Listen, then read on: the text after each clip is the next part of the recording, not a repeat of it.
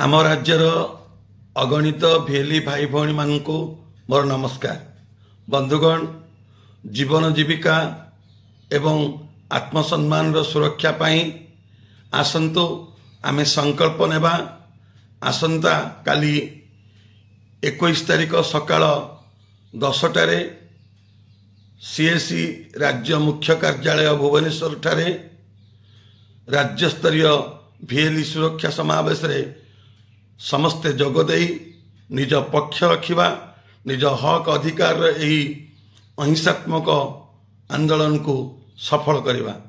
बंधुगण, आपण माने जानती समग्र राज्यर लोकंकु सब प्रकार डिजिटल सेवा जोगैबा सहित राज्य और केंद्र सरकारंकर समस्त जनकल्याणकारी योजना रे डिजिटल सेवा आमे साधारण लोकंकु देउछे। किंतु दुख एवं विडंबनार विषय आम पेट चिन्हिबाकू केही नाहंती, ना सरकार ना साधारण जनता। बंधुगण, आमे पाठशाठ पढ़िला परे सरकारी बा बेसरकारी संस्थारे ठीक ढंगरे चाकरी न मिलिबारु निजर स्वाभिमान पाई, निजर आत्मसम्मान पाई आमे निज पुंजी विनियोग करी आमे जनसेवा केंद्र टिए खोली लोकं को सेवा समर्पण भाव जोगे आसुचे।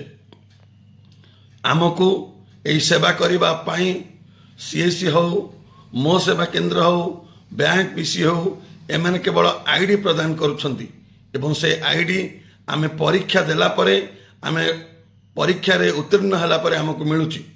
किंतु विडंबनार विषय एया सीएससी बा सेही संस्था मानकर राज्य जिला अंचल रे जो माने डीएम भावरे बा राज्य मुख्य भावरे दायित्व रे रहुछंती सेमाने सेमानंकर इच्छाधीन भावरे आम मानंकु कषण शोषण एवं आमको आर्थिक अपव्यवहार करुछंती। जे भले कि आमको विभिन्न बहाना देखई आर्थिक शोषण करने सहित विभिन्न समय रे वृथा धमकपूर्ण वार्ता मध्य देउछंती। बंधुगण, आमे समस्ते एक गणतंत्र राष्ट्र रे जीवन यापन करुचे। आम देशर संविधान आमको अधिकार देइची निज हक अधिकार पाई निजे स्वाधीन भाव रे मत व्यक्त करवा। मु 2-3 दिन धरी शुणिलाणी विभिन्न जिल्लार सीएससी जिला मुखिया बा डीएम माने आमर भीएलई भाई भौणी मानू धमकपूर्ण वार्ता देई आवश्यक स्थल रे मध्य अनेक बंधु को फोन कॉल जोगे कथा आई धमक दौछंती।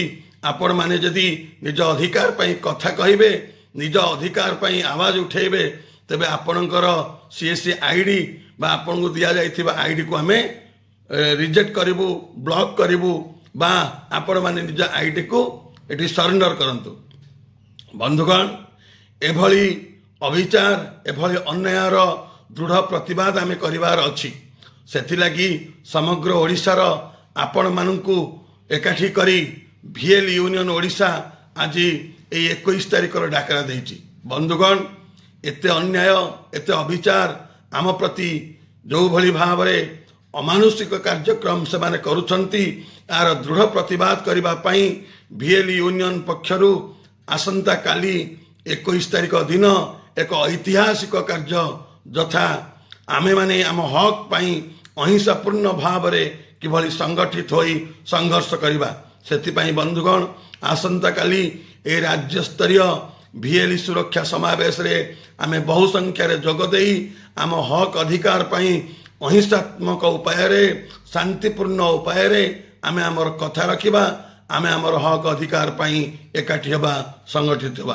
बंधुगण, शेषे मु एति कहिबी, आसंतु आमे संकल्प नेबा। आसंता काली अधिक अधिक संख्या रे भुवनेश्वर सीएससी राज्य कार्यालय सम्मुख रे आमे समस्ते यही राज्य स्तरीय भीएलई सुरक्षा समावेश रे शामिल होई आम हक अधिकार पाई आवाज उठेबा। बंधुगण, समस्त को नमस्कार।